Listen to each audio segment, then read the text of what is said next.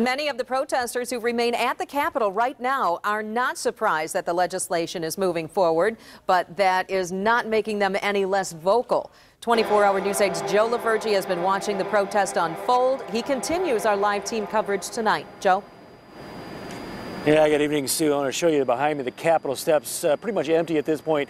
Most of the protesters who were here earlier have moved inside, if they are still here, in fact. But you see the tents are down here. There is still a pretty good state police presence peppered throughout here.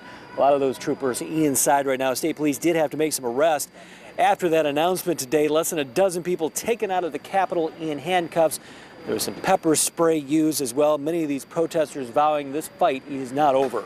And they let lawmakers know it, jamming the Capitol rotunda for a second day.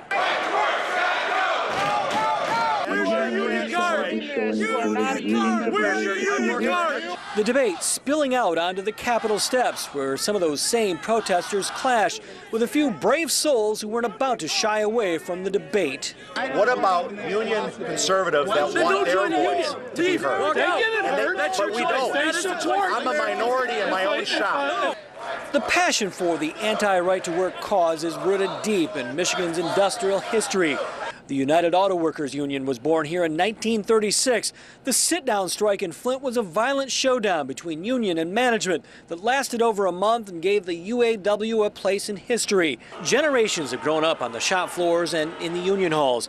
Many labor leaders say the good paychecks, benefits, and working conditions are a result of what unions have negotiated for them. And to take that away by this kind of right-wing attack by the Republican administration is a disgrace to everything Michigan has stood for decades and decades. On paper, right to work doesn't take away any of that. It simply gives workers a choice whether they want to pay union dues. But in reality, there's strength in numbers, both in bargaining and politics. Start losing workers who don't want to pay the dues, and you lose that power. Yes, that will happen. But we're going to have to do what we need to do to make sure that the union stays strong. Democrats have vowed to fight the measure in the courts. Union members say they want to take it to the people, suggesting a statewide referendum on the question. Unions are not over with. We're not going nowhere. We're going to continue to fight.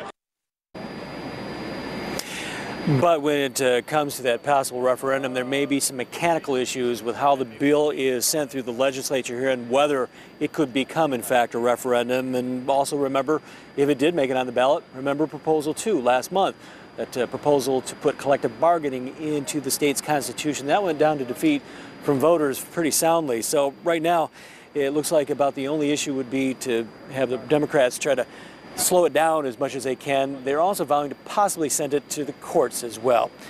Live at the Capitol, Joe LaVergie, 24-hour News 8.